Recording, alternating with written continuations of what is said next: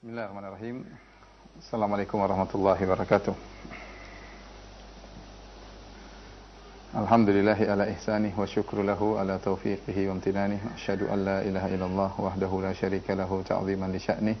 Wa asyhadu anna Muhammadan abduhu wa rasuluhu da'ila ridwanih. Allahumma shalli alaihi wa ala alihi wa ashabi wa ikhwani.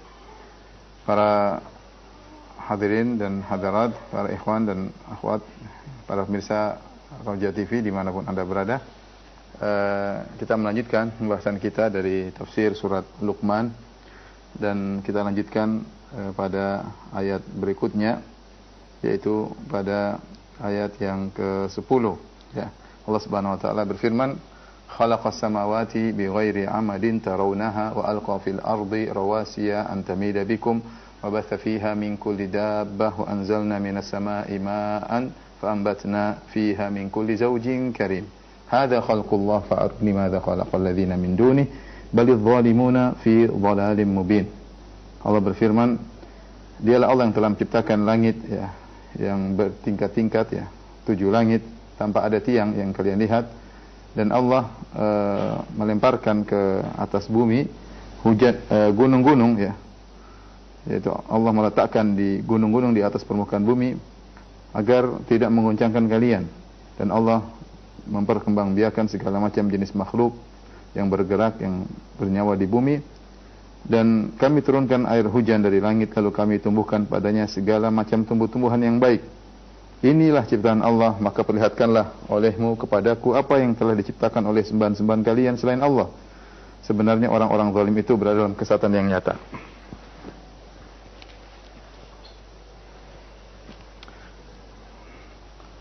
Allah Subhanahu wa taala berfirman, ya, khalaqas samawati bighairi amadin tarawnaha. Allah telah menciptakan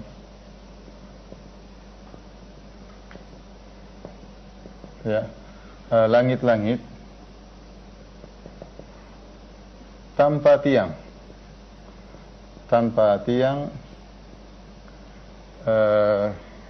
Kalian melihatnya.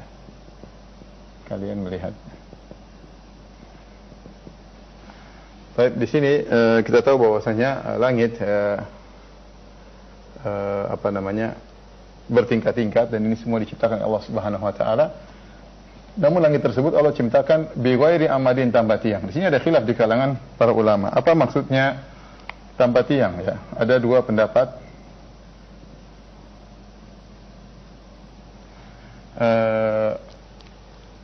Pendapat pertama mengatakan bahwasanya tiang tersebut ada namun tidak terlihat. Kalau kita i'rab, kita mengatakan bi ghairi amadin tarawnaha. Nah, kalau i'rabnya, maka amadin tarawnaha ini adalah na'at, ya, ini adalah sifat, man'utnya kembali kepada amadin, kemudian ha tarawnaha kembali kepada amadin. Ini secara bahasa. Bi ghairi amadin tarawnaha, yaitu Allah menciptakan langit-langit tanpa tiang yang kalian melihatnya. Artinya tiang tersebut ada namun tidak terlihat. Pendapat yang kedua, tiang tersebut benar-benar tidak ada. Dua-duanya diriwayatkan dari sebagian salaf. Namun pendapat yang lebih kuat adalah pendapat ini. Ini pendapat yang lebih kuat berdasarkan kenyataan, wa yumsikus sama, ya. Dan disebutkan Al-Qur'an bahwasanya Allah menahan langit, ya, sehingga langit tidak jatuh di atas muka bumi, ya. Allah menahan langit, dan kenyataannya memang kita tidak lihat tiang-tiang tersebut. Dan ini pendapat jumhur ulama. Ya. Inilah pendapat yang dipilih oleh Ibnu Katsir, dirajihkan oleh Ibnu Katsir. Di antaranya, kemudian Ibnu Athiyah, kemudian di antaranya Sa'di. Ini lebih cocok, ya, karena tadi bahwasanya langit dipegang oleh Allah Subhanahu wa taala agar tidak terjatuh di bumi, ya. Jadi yang benar, langit tegak tanpa ada tiang sama sekali. Kalau dalam kondisi seperti ini, maka i'rabnya bi ghairi samawati bi ghairi amadin tarawnaha, ya, hanya kembali kepada samawat. Kembali kepada samawat, kemudian tarawnaha i'rabnya adalah hal. Hal kembali kepada samawat. Sahibatul halnya. Ya. Ini bagi yang tahu i'rab. Ya, baik. Khalaqas samawati bighairi amadin tarawnaha. Kemudian kata Allah, wa alqa fil ardi rawasiya, ya, rawasiya an tamida bikum wa batha fiha min kulli dabbah, ya. Sebelumnya kita ingin ingatkan tentang agungnya ciptaan Allah Subhanahu wa taala. Di antara ayat-ayat Allah yang sering Allah sebutkan dalam Al-Qur'an adalah tentang langit. Yang bagaimana langit tersebut megah, ketibakan berlapis-lapis, bahkan 7 lapis, yang semua itu tegak di atas bumi, ya, tanpa ada tiang sama sekali, ya. Kita juga kalau membuat rumah yang besar harus ada tiangnya, ya. Belum lagi kalau ada ketidakseimbangan, ada yang agak turun, ada yang agak naik, ada bolongnya. Tapi langit luar biasa, begitu luasnya, begitu kokohnya, ya, dengan beratnya, berisi dengan benda-benda langit, namun tidak ada celahnya sama sedikit pun, ya. Hal tara min futur, tidak ada celahnya sama sekali, kemudian kokoh dan tanpa tiang, dan itu yang menakjubkan. Dan ini ada sedikit faedah yang bisa kita ambil bahwasanya, ya, saya sering sampaikan faedah akidah, ya. Ya. Bahwasanya bumi, ya, langit, ya. Ini bumi. Bumi. Ini langit, ya. Kita tahu bahwasanya langit di atas bumi.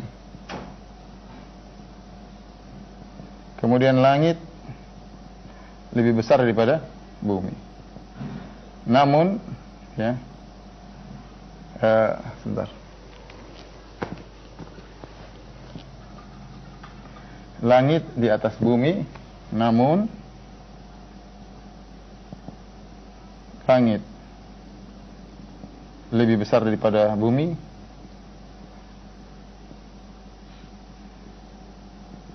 Kemudian langit tidak butuh kepada bumi, tiang dari bumi.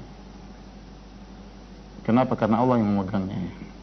Baik, kita ingin menyampaikan karena sebagian ahlul bidah ketika menolak Allah di atas, ya, mereka memakai logika, dan ini disampaikan oleh Ar-Razi dalam kitabnya As-Taqdis. Kata mereka, kalau Allah di atas, berarti Allah lebih kecil daripada arsy, karena yang di atas butuhkan kepada yang di bawah, dan berarti yang di atas dinaungi oleh yang di bawah. Ini logika mereka. Kemudian yang di atas butuh kepada yang di bawah. Seandainya kalau arsy jatuh, Allah ikut jatuh. Maka dibantah oleh para ulama dengan logika sederhana. Ya, jadi saya ulangi logika mereka, Allah di atas, tidak masuk logika mereka. Kata mereka, kalau Allah di atas, berarti lebih kecil daripada arsy, berarti arsy itu menaungi Allah. Ya. Yang kedua, Allah butuh kepada arsy karena di atas butuh kepada yang di bawah. Kalau arsy jatuh, Allah ikut jatuh. Ini tidak benar. Kita bilang logika antara bumi dengan langit. Langit lebih luas daripada bumi, langit di atas bumi. Namun langit lebih besar daripada bumi, dan langit tidak butuh tiang dari bumi. Kalau antara benda dunia saja, yang di atas tidak mesti lebih kecil, yang di atas tidak mesti butuh kepada yang di bawah, apalagi Allah Subhanahu wa taala, Allahu Akbar, yang langit dan bumi sangat kecil dalam genggaman Allah Subhanahu wa taala. Wal ardu jami'an qabdatuhu yaumal qiyamah was samawati matwiyatun bi yaminih. Ya, bahwasanya bumi dalam genggaman Allah, kemudian langit dilipat dengan tangan kanan Allah Subhanahu wa taala. Justru langit dan bumi dalam genggaman Allah, dipegang oleh Allah. Innallaha yumsikus samawati wal ardu an tazula. Allah memegang langit dan bumi agar tidak jatuh. Bagaimana kemudian seorang bayangkan kalau Allah di atas, Allah lebih kecil, Allah butuh kepada tempat. Ini semua khayalan yang diagungkan oleh sebagian orang untuk menolak ayat-ayat Allah Subhanahu wa taala, dan itu adalah kesalahan fatal. Ya, sementara kita lihat antara bumi dan langit saja bisa tidak demikian, apalagi antara makhluk dengan makhluk, apalagi antara al-khaliq dengan makhluk, antara pencipta dengan makhluk. Allahu Akbar.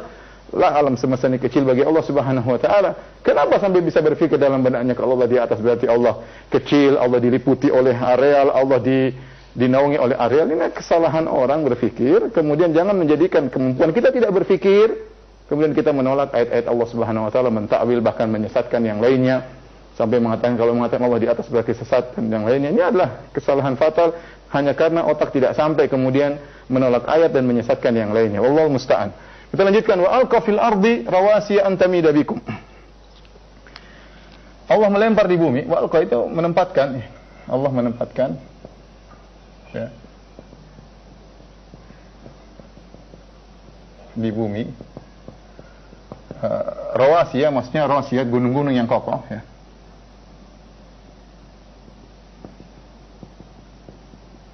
Untuk apa? Agar bumi tidak menggoncangkan kalian.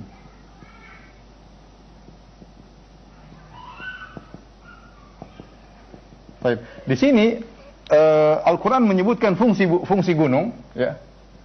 Fungsi gunung. Apa fungsi gunung? Adalah untuk ini tadi, agar bumi tidak menggoncangkan kalian. Dan ini diantara satu i'jazul Quran, diantara mukjizat Al-Quran, bahwasanya diantara mukjizat Al-Quran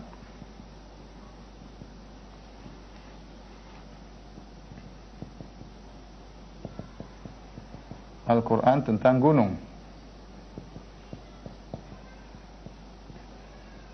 Tentang gunung, ya.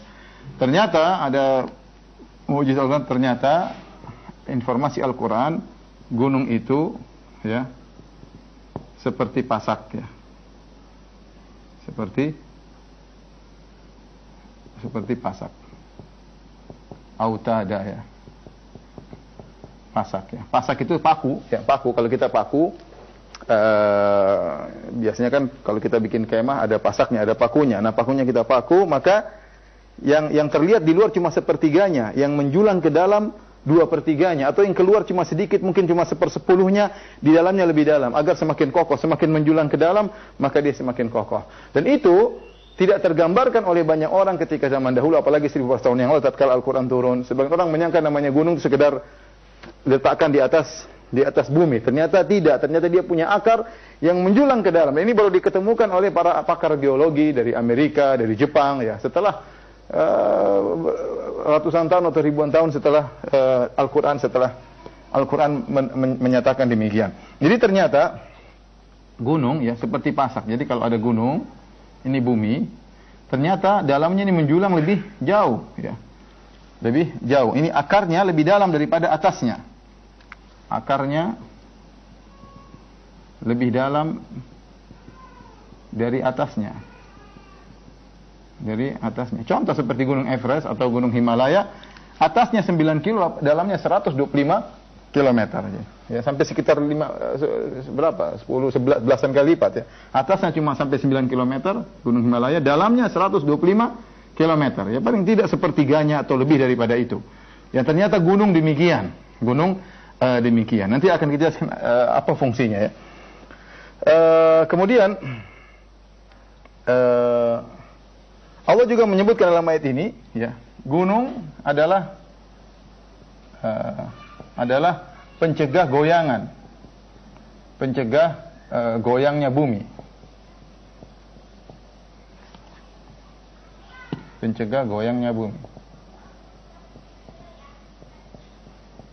Kenapa bisa demikian? Para pakar menjelaskan dari beberapa sisi, ya. Di antaranya, ya, kata mereka, gunung setelah diteliti ternyata pertemuan dari lempengan bumi yang bergerak. Jadi di bumi ada lempengan bumi yang sering bergerak, kemudian tabrakan. Ketika tabrakan, maka yang satu naik ke atas, satu turun ke bawah. Ya, yang kuat menjulang ke bawah, jadilah akar gunung, yang naik ke atas menjadilah gunung. Ya, itu proses terjadinya apa? Terjadi gunung tabrakan lempengan. Yang lempengan-lempengan ini banyak terjadi di beberapa daerah, ya, di permukaan bumi, sehingga fungsi ketika lempengan tersebut bertemu, maka seakan-akan ada paku yang mengikat dua lempengan tadi, ya. Yang seandainya kalau tidak terjadi gunung, maka akan terjadi kehancuran, ya, kemudian goncangan luar biasa yang dahsyat. Karena terjadi pas terjadinya gunung tadi, seakan-akan ini pasak yang memegang lempengan-lempengan seperti papan-papan yang terikat, sehingga gerakannya terhenti, ya, tidak menjadikan artinya gerakannya tidak menjadikan bumi bergoyang ya. Di antaranya tadi gunung menahan fungsinya mengunci atau memasak seperti memaku lempengan-lempengan bumi. Sehingga akhirnya gerakannya bisa terhambat. Yang kedua, ya. Yang kedua di antara fungsinya, saya baca menurut mereka mengatakan bahwasanya lempengan bumi berada di atas cairan ya. Yang bergejolak di dalamnya ya. Ini mungkin saya bisa salah, bisa dicek dalam ilmu geologi ya. Mungkin saya salah, mungkin saya benar ya. Di dalamnya ya. Yang di antara fungsi tatkala ada pasak ke dalam, ya ini mencegah gerakan tersebut karena pasaknya menjulang ke dalam, masuk ke dalam cairan tersebut sehingga menjadikan bumi tidak banyak bergerak. Wallahu alam bisawab. Kalaupun ini pun tidak ada, tetap kita beriman dengan ayat-ayat Al-Quran. Tapi alhamdulillah kita bisa baca, ditulis bahkan banyak di internet tentang masalah ini, tentang bagaimana fungsi gunung yang mencegah terjadinya goncangan dalam bumi. Baik. Kemudian Allah berfirman, wa alqa fil ardi rawasiya an tamida bikum. Kata Allah, wa batha fiha min kulli dabbah. Wa batha fiha min kulli dabbah.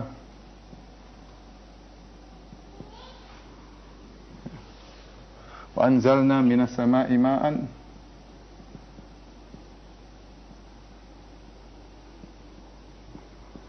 fa'ambatna fiha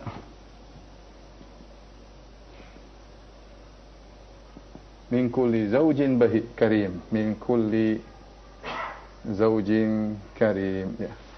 Baik.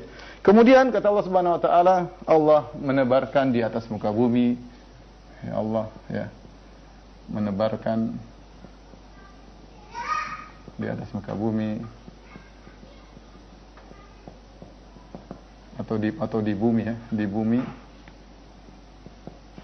bumi seluruh ya hewan-hewan makhluk hidup ya, atau makhluk hidup. Dabbah maksudnya hewan ya. Wa anzalna minas sama'i ma'an, dan kami turunkan dari langit air.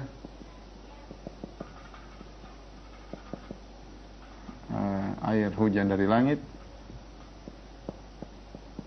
dari atas ke langit. Fa'ambatna fiha min kulli zawjin karim. Lalu kami tumbuhkan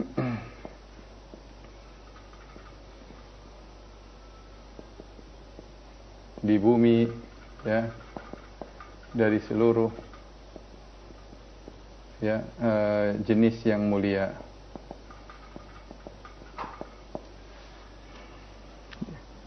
Fa'ambatna fiha, di sini ada namanya fa sababiyah ya.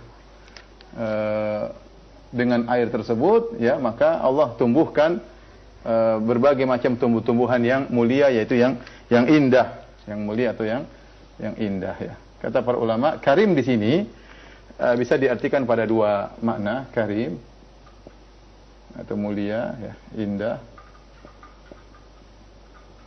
Bisa diartikan dari sisi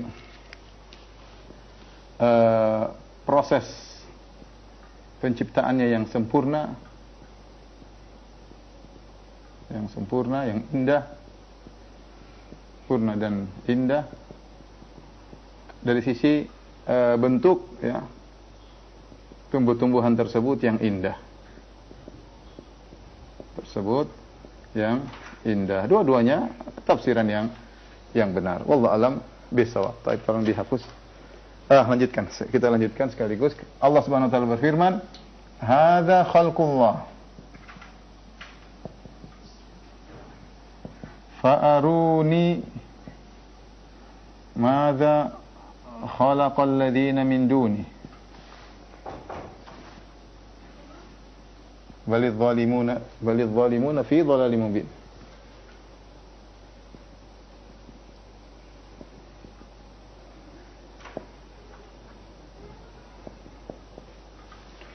Kata Allah, inilah ciptaan Allah.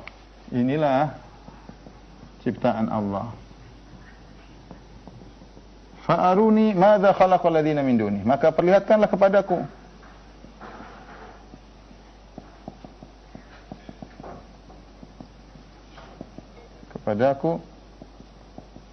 apa yang diciptakan oleh sembahan-sembahan kalian selain Allah. Balidh zalimuna fi dhalalim mubin. Bahkan ya, orang-orang zalim dalam kesesatan yang nyata. Dan inilah yang kita tidak habis pikir ya.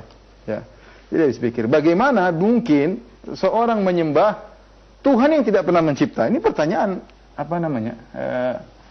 yang harusnya dipikirkan oleh manusia. Bagaimana mungkin? Maksudnya zalimin, maksudnya orang zalim, maksudnya orang musyrik. Zalimun maksudnya orang-orang musyrik yang menyembah selain Allah. Ya. Bagaimana bisa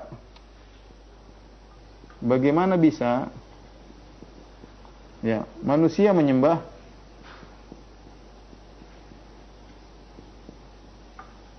selain pencipta? Kok bisa demikian ya? Tidak logis ya. Ada yang menyembah Nabi, misalnya Nabi Isa. Nabi Isa tidak pernah mencipta. Tidak ada satupun tersebut dalam kitab suci bahwasanya Nabi Isa mencipta. Enggak ada. Ya. Bahkan Nabi Isa lapar, Nabi Isa haus, Nabi Isa tidur, Nabi Isa alaihissalam ketakutan, Nabi Isa alaihissalam dikejar-kejar. Nah, kemudian bagaimana tidak pernah disebutkan dia mencipta sedikit pun. Lantas bagaimana seorang bisa menyembah yang tidak mencipta? Demikian lagi bagaimana seorang bisa menyembah misalnya patung-patung yang tidak bisa mencipta, bahkan dia yang menciptakan patung tersebut, dia yang bikin patung tersebut, kemudian dia menyembah patung tersebut, sangat tidak logis. Bagaimana kemudian seorang bisa menyembah hewan-hewan, tikus disembah, monyet disembah, sapi disembah, yang tidak bisa berbuat apa-apa, tidak bisa menciptakan apa-apa. Namun demikianlah kita harus tahu bahwasanya hidayah di tangan Allah Subhanahu wa taala. Ya, makanya pantas jika Allah mengatakan balidh zalimuna fi dhalalim mubin, sungguh orang musyrik berada dalam kesesatan yang nyata. Bagaimana mereka bisa menyembah sesuatu yang tidak mencipta? Sungguh mereka dalam kesesatan yang nyata ya. Karena ini hujjah atau untuk membantah orang-orang musyrikin yang mereka menyembah sesuatu yang mereka tahu itu tidak mencipta. Aneh, mereka tahu tidak mencipta kemudian mereka sembah. Baik, kita lanjutkan. Tolong dihapus.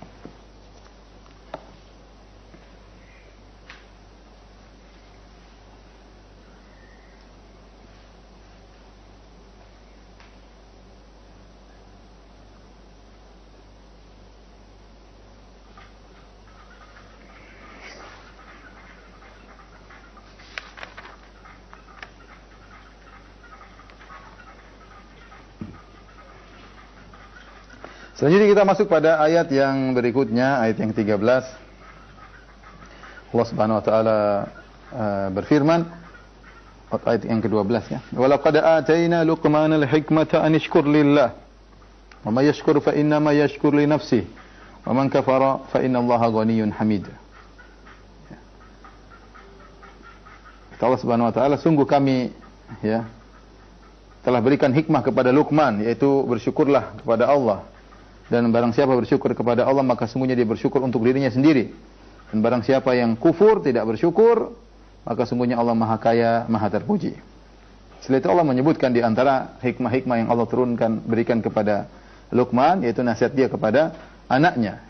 Kata Luqman, ya, wa idh qala Luqmanu li ibnihi wa huwa ya'idhuhu ya bunayya la tusyrik billah inna syirka la dzulmun 'adzim. Tatkala Luqman berkata kepada putranya, sementara dia sedang menasihatinya, ya bunayya la tusyrik billah, wahai putraku janganlah kau berbuat syirik kepada Allah. Inna syirka la dzulmun 'adzim, sungguhnya kesyirikan adalah kezaliman yang agung. Kemudian Allah berfirman, wa wassaynal insana biwalidayhi hamalathu ummuhu wahnan 'ala wahnin wa fisaluhu fi 'amaini an ishkur li wa liwalidayka ilayyal masir. Dan kami wasiatkan kepada manusia untuk berbuat baik kepada kedua orang tuanya. Ibunya telah mengandungnya kelemahan di atas kelemahan. Wa fisaluhu fi 'amain, kemudian telah menyusuinya selama 2 tahun. Hendaknya engkau bersyukur kepadaku dan berterima kasih kepada orang tuamu dan kepadakulah kau akan kembali. Wa in jahadaka ala an tusyrika bima laysa laka bi ilmun fala tuti'huma. Jika keduanya memaksamu untuk berbuat syirik kepadaku yang kau tidak punya ilmu tentangnya, maka janganlah taat kepada keduanya. Wa sahibuhuma fid dunya ma'rufa, tapi pergaulah mereka di dunia, keduanya di dunia dengan baik. Wattabi' sabila man anaba ilayya. Ikutlah jalan orang-orang yang kembali kepadaku. Tsumma ilayya marji'ukum, dan kepada akulah tempat kembali kalian. Tsumma unabbi'ukum bima kuntum ta'malun. Kemudian aku kabarkan kepada kalian tentang apa yang kalian lakukan. Baik. Kita masuk bicara tentang siapa Luqmanul Hakim. Orang sebut dengan Luqmanul Hakim. Ya. Kata Allah Subhanahu wa taala, "Wa laqad atayna Luqmanal hikmata an yashkur lillah."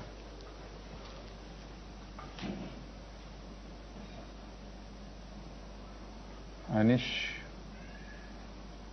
lillah. Wa may yashkur fa innama yashkur nafsihi. Innahu yashkuru li nafsihi. Wa man kafara fa inna Allaha ghaniyyun hamid.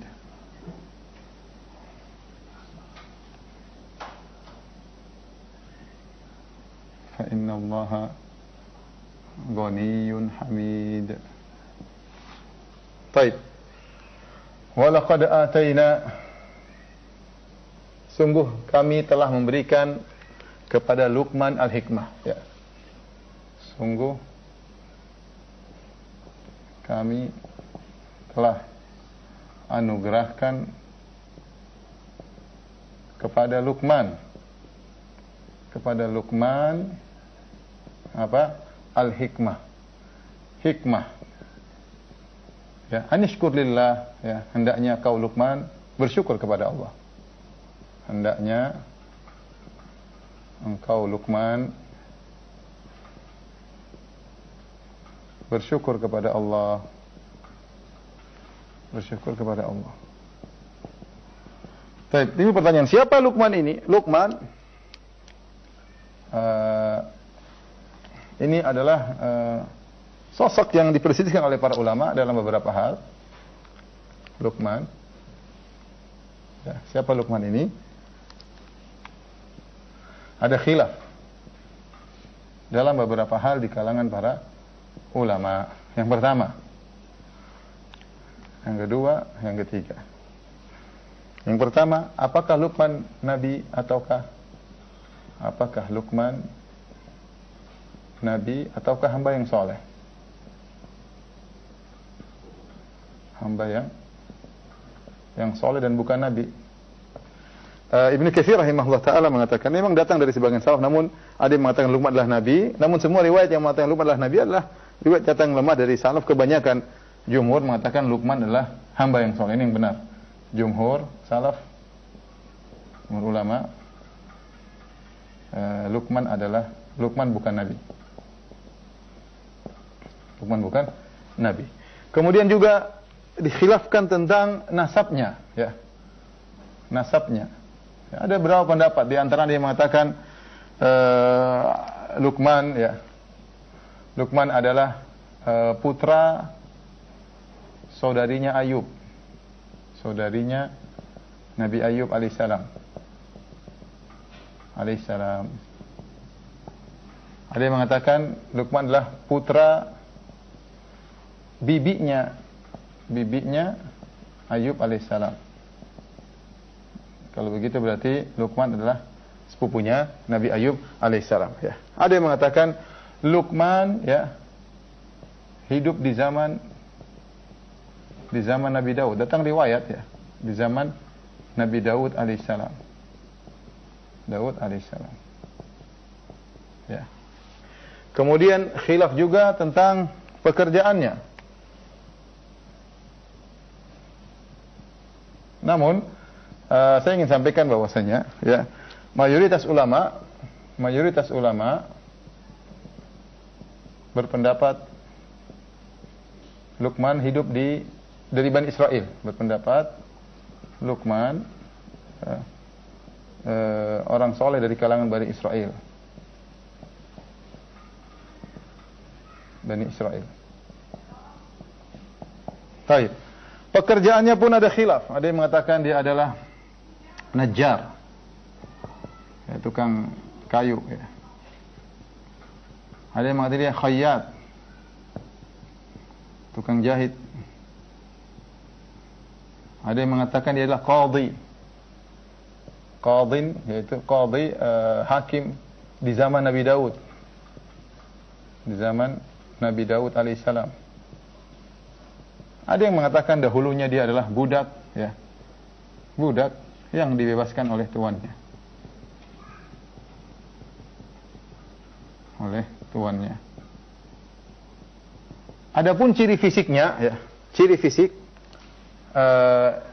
fisik rata-rata sepakat ciri fisik. Ya.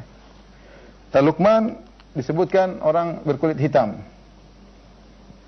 Kulitnya berwarna hitam. Apakah dia berkulit hitam tapi dia apakah dia maksudnya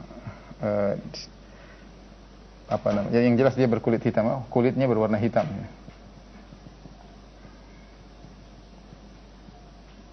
Bahkan disebutkan juga hidungnya tidak mancung, ya. Ya, kalau bahasa kita mungkin pesek, ya, tidak mancung. Disebut oleh para ahli tafsir. Kemudian di antara sifatnya kedua bibirnya tebal.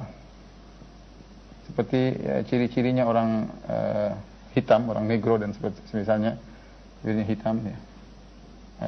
Kedua bibirnya tebal, ya.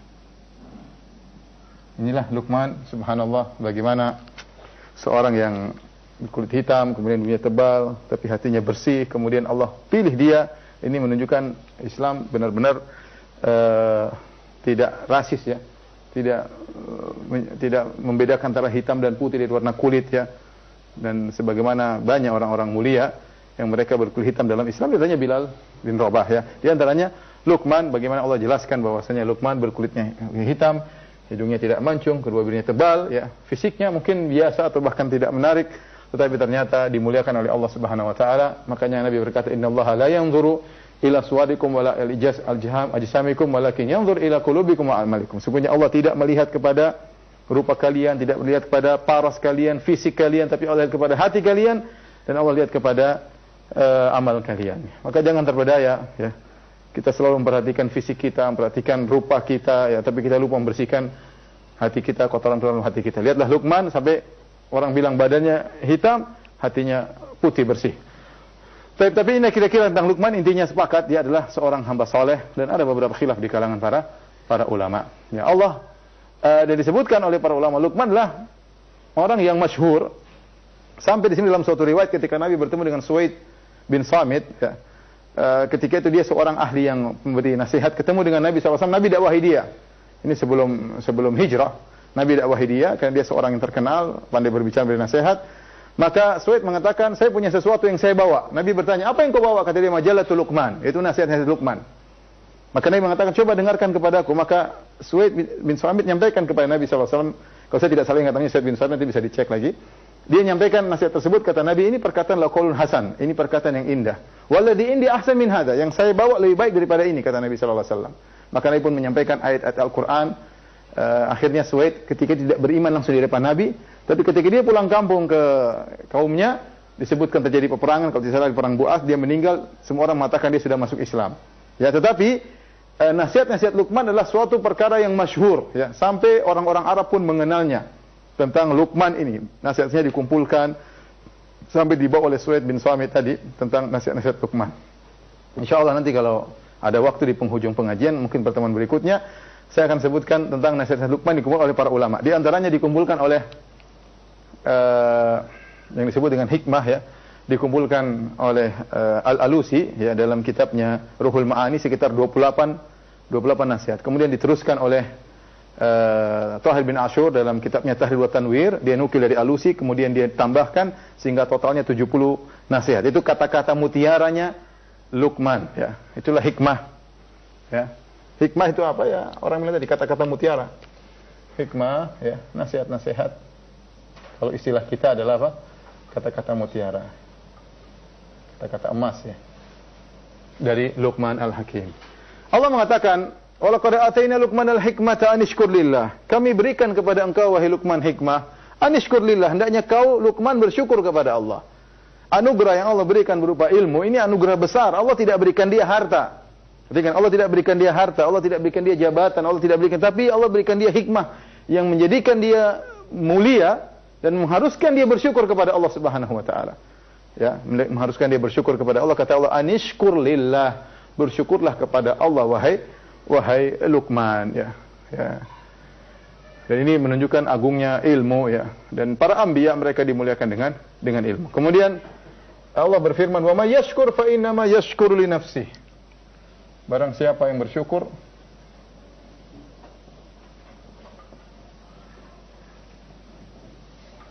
sungguhnya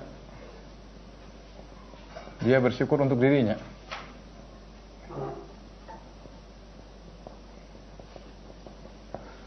Wa man kafara fa inna Allah ghaniyun hamid. Siapa yang kufur, kafir atau kufur, sesungguhnya Allah, ya, Maha Kaya, Maha Terpuji. Maha Terpuji. Maksudnya apa? Itu seorang tatkala di antara bentuk syukur adalah beribadah kepada Allah. Tatkala seorang bersyukur kepada Allah, jangan sampai dibayangkan bahwasanya Allah butuh dengan ibadah kita, Allah butuh dengan syukur kita. Tidak. In ahsantum ahsantum li anfusikum wa in asa'tum falaha. Kalau kalian berbuat kebaikan, maka untuk diri kalian. Kalau kalian berbuat keburukan, maka falaha, keburukan kembali kepada diri kalian, ya. Jadi semuanya untuk kita, ya. Semuanya untuk kita. Oleh karenanya dalam ayat dalam hadis qudsi Allah mengatakan, "Ya ibadi law anna awwalakum wa akhirakum wa insakum kanu ala atqa qalbi rajulin wahidin minkum ma zada fi mulki syai'a." Wahai hamba-hambaku, ya. Kalau kalian dari awal sampai akhir, jinnakum wa insakum, jin dan manusia, semuanya berada di atas hati orang terbaik di antara kalian. Semuanya hatinya seperti Nabi Muhammad SAW. Semua di atas muka bumi ini Muhammad SAW. Semua di atas muka bumi ini para anbiya, semuanya Nabi. Kata Allah, "Ma zada fi mulki syai'a." Tidak akan menambah kekuasaanku sedikit pun. Allah Maha Kaya. Allah Maha Kaya, ghaniyun. Kalian kafir, kalian tidak beribadah, enggak ada masalah, Allah Maha Kaya. Sebelum kalian ada Allah Maha Kaya, setelah kalian ada Allah Maha Kaya. Dan Allah tetap Maha Terpuji dengan kemuliaan sifat-sifatnya, ghaniyun hamid. Dan ini peringatan bagi kita bahwasanya sungguhnya kalau kita beribadah, berterima kasih, ya buat kita, bukan buat Allah Subhanahu wa taala. Ya. Kalau kita kufur, ya kita yang kena celaka sendiri. Kemudian Allah berfirman, "Wa idh qala Luqmanu li binihi."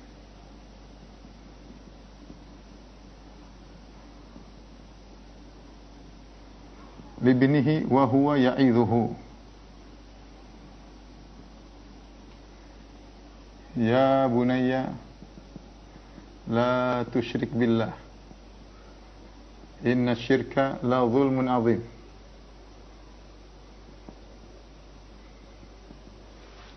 Tatkala Luqman, Allah cerita, setelah Allah menyebutkan Allah memberikan hikmah, maka Allah sebutkan ini contoh-contoh hikmah. Contoh-contoh hikmah dari Luqman. Ya. Ya.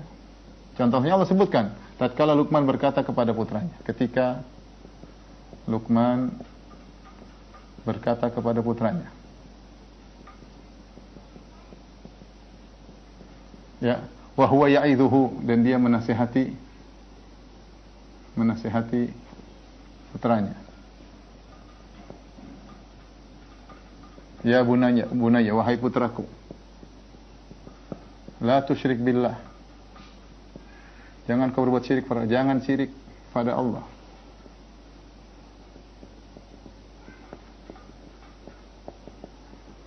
Sungguhnya syirik adalah kezaliman yang nyata, yang agung, ya, yang besar. Syirik adalah kezaliman yang besar, ya. Baik, ini di antara contoh-contoh nasihat Luqman. Dan Allah sebutkan yang nasihat pertama adalah masalah kesyirikan. Karena ini nasihat yang sangat penting. Yang penting seorang tidak berbuat kesyirikan. Maka para ulama khilaf, ya, apakah anaknya Luqman ini syirik atau tidak? Ini khilaf. Anaknya Luqman, ya, musyrik atau tidak? Musyrik atau tidak? Ini ada khilaf di kalangan para ulama. Sebenarnya mengatakan musyrik, makanya Luqman menasihatinya agar tidak syirik. Ada yang mengatakan dia tidak musyrik, tetapi Luqman menasihati jangan sampai kau terjerumus dalam kesyirikan di kemudian harimu. Artinya jagalah tauhidmu. Yang benar wallahu alam dia tidak musyrik, tapi dia nasihati. Dan sebagaimana kita menasihati anak kita jangan berbuat syirik, hati-hati, bukan berarti dia sedang musyrik.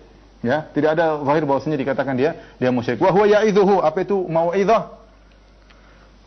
Mau'izah artinya adalah nasihat, al-mau'izah yaitu adalah nasihat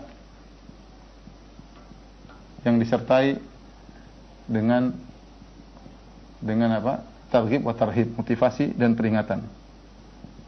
Itu maksudnya mau'izah, ya. Ada yang mengatakan mau'izah adalah suatu nasihat untuk menjadikan hati menjadi lembut. Kemudian Luqman di sini menggunakan tasghir, ya bunayya. Ya.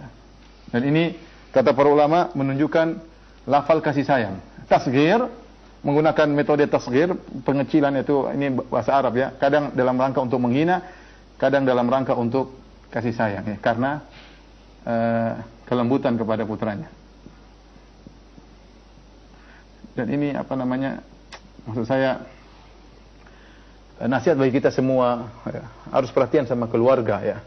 Terkadang sebagian orang pandai memberi nasihat kepada orang di luar, sama keluarganya sendiri tidak pandai memberi nasihat ya. Dia lalai dari anaknya, lalai dari istrinya, sementara dia pandai memberi nasihat di luar ya. Tapi kalau orang sudah menasihati ternyata istrinya, anaknya tidak nurut, lain cerita seperti Nabi Nuh alaihissalam. Tapi lihatlah bagaimana Luqman, Allah sebutkan nasihat dia yang kata-kata hikmah bijak yang dia sampaikan adalah kepada putranya yang Allah contohkan dalam surat Luqman. Ya bunayya, dia memanggil dengan kata-kata yang sangat, wahai putraku, wahai kasih sayangku, wahai cintaku. Makna seperti itu, ya bunayya. Ya, la tusyrik billah, jangan berbuat syirik kepada Allah. Ya. Inna syirka la zulmun azim. Di sini Allah mensifati syirik. Syirik disifati dengan ya, zulm, kezaliman. Kemudian azim, yang agung. Kezaliman tersebut azim, yaitu besar. Kenapa kezaliman? Karena zulm adalah wad'u syai' fi ghairi mawdhi'ihi. Wad'u syai' fi ghairi mawdhi'ihi. Mawdhi'ihi itu meletakkan sesuatu bukan pada tempatnya. Bukan pada tempatnya. Dan kita tahu syirik tidak pada tempatnya. Ya, bagaimana seseorang kemudian tadi saya katakan beribadah kepada makhluk semisalnya tidak pada tempatnya. Anda beribadah kepada yang menciptakan Anda. Makanya a'dalul adil, keadilan yang paling benar adalah tauhid. Wa adzlamuz zulm, dan kezaliman yang paling besar adalah syirik. Bagaimana Anda meletakkan sesuatu tidak pada tempatnya? Bagaimana Anda beribadah kepada makhluk sama seperti Anda yang juga diciptakan? Disebut dengan azim, besar, karena apa? Karena Anda beribadah kepada sesuatu yang tidak memberi karunia,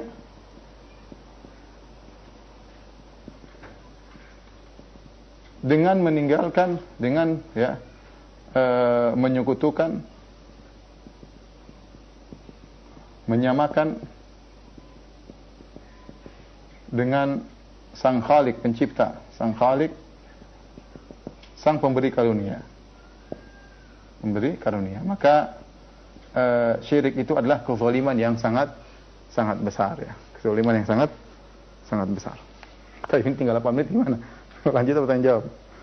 Tanya jawab aja ya. Insyaallah kita ingin menyampaikan tentang berbakti pada orang tua, tapi kita tunda pekan depan insyaallah taala. Saya kembalikan kepada host di studio.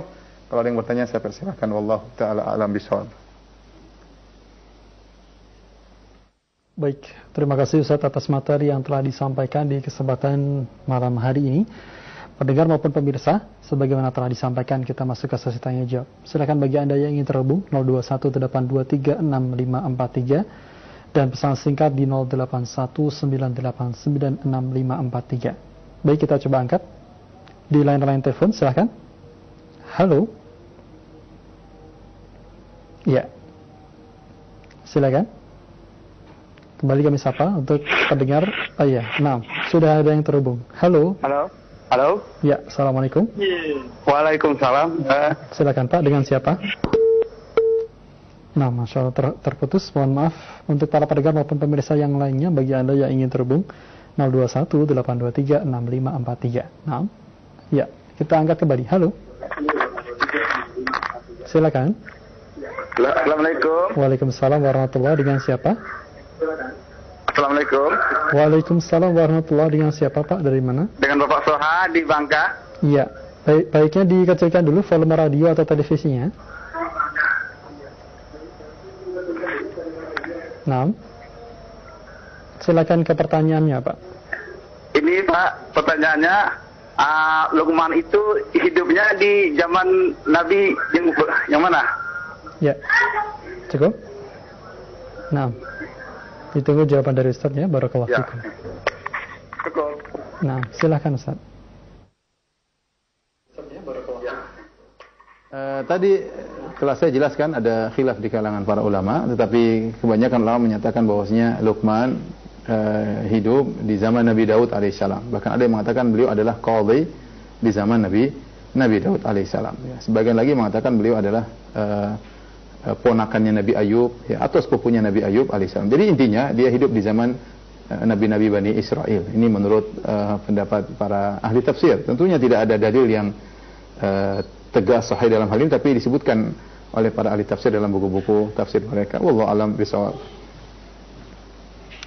Terima kasih atas jawabannya telah disampaikan. Barakallahu fikum. Silakan pendengar maupun pemirsa yang lainnya di kesempatan ini bagi Anda yang ingin bertanya secara langsung. Nah, kita angkat kembali. Halo. Ya, silakan. Halo, Assalamualaikum. Waalaikumsalam warahmatullahi. Dengan Bapak siapa? Dari mana? Dari Bapak Jisin di Kerinci, Ustaz. Nah, di Kerinci ya. Silakan Pak. Ini mau bertanya, bagaimana orang yang meninggal waktu semasa hidupnya itu melakukan kesyirikan, namun belum bertobat, namun pada saat itu belum sampai ilmu. Ya. Baik, cukup. Nah, barakallahu fiik. Silakan Ustaz. Baik. Kita tahu bahwasanya Allah berfirman, "Wa kunna mu'adzibina hatta nab'atha rasula." Kami tidak akan mengazab sampai kami utus para rasul, atau yang menjalankan tugas para rasul, yaitu para dai, yaitu sampai belum tegak hujjah. Kalau hujjah tidak tegak, maka Allah tidak akan mengazabnya. Jika seorang kemudian dia sudah masuk Islam, KTP-nya KTP Islam, ya, kemudian dia melakukan kesyirikan, ya. Kita tahu ada syirik besar, ada syirik kecil. Kalau syirik kecil ya perkaranya lebih ringan, ya. Tetapi kalau syirik besar, maka ini menjadi permasalahan, ya. Para ulama sepakat, jika ada orang baru masuk Islam, dua kondisi di mana seorang pelaku syirik besar diberi uzur, ya. Pertama, jika dia baru masuk Islam sehingga dia tidak tahu syirik-syirik besar, sehingga dia terjerumus kembali kepada sebagian bentuk kesyirikan. Misalnya dia baru masuk Islam, ternyata dia masih menyembelih kepada jin misalnya, dia masih minta-minta kepada penghuni kubur misalnya. Dia tidak ngerti, baru masuk Islam. Maka orang ini diberi uzur karena ketidaktahuannya, ya. Yang kedua, para ulama juga sepakat, orang yang diberi uzur adalah orang yang tinggal di pedalaman yang jauh, yang Islam tidak sampai atau hanya sampai sedikit kepadanya, tidak sampai ilmu kepadanya. Intinya ada kondisi-kondisi di mana seorang diberi uzur, ya. Beda halnya misalnya dia tinggal suatu tempat, misalnya tinggal di Arab Saudi, yang di sana pengajian tauhid sudah diajarkan sejak masih kecil, ya. Kemudian dia masih terjerumus dalam kesyirikan, maka kemungkinan besar orang ini tidak diberi uzur, ya. Sebagaimana fatwa banyak ulama yang menjelaskan akan hal tersebut. Tapi kalau kita bicara dengan situasi Indonesia, ya, yang kita dapati, bisa jadi sangat kemungkinan besar orang-orang tidak mengerti tentang syirik besar, ya. Apalagi zaman dahulu, zaman kakek kita, zaman orang tua kita, jarang yang berbicara tentang tauhid, ya. Dan terlebih lagi di sana ada ulama su, orang-orang yang buruk yang malah mengajarkan kesyirikan, malah mengajarkan untuk menyembelih kepada selain Allah, malah mengajarkan untuk minta kepada penghuni-penghuni kubur. Bahkan kiai terkadang berprofesi ganda sebagai kiai dan juga sebagai dukun, sehingga kemungkinan mereka tidak tahu sangat besar. Oleh karena Syekh Muhammad bin Abdul Wahab rahimahullah taala sendiri ketika dia dituduh suka mengkafirkan, dia jelaskan, aku tidak mengkafirkan orang yang beribadah di kuburan Sayyid Badawi, ya. Li'adami man yunabbihuhu ala dzalik, karena tidak ada orang yang mengingatkan dia tentang itu kesyirikan. Bagaimana saya mau kafirkan dia? Ya, demikian juga dia berkata tentang Al-Busiri yang memiliki syair yang isinya kesyirikan, yang di antara isi syair tersebut, wa inna min judika ad-dunya wa dharrataha wa min ulumika ilmal qaum lauhi wal qalami. Di antara kedermawanan wahai Muhammad adalah dunia dan akhirat, ya. Dan di antara ilmumu ya wahai Muhammad adalah ilmu tentang Lauhil Mahfuz. Ya, ini kekufuran menyatakan Nabi tahu ilmu gaib. Tetapi kata Syekh Muhammad Abdul Wahab rahimahullah, saya tidak mengkafirkan dia, ya.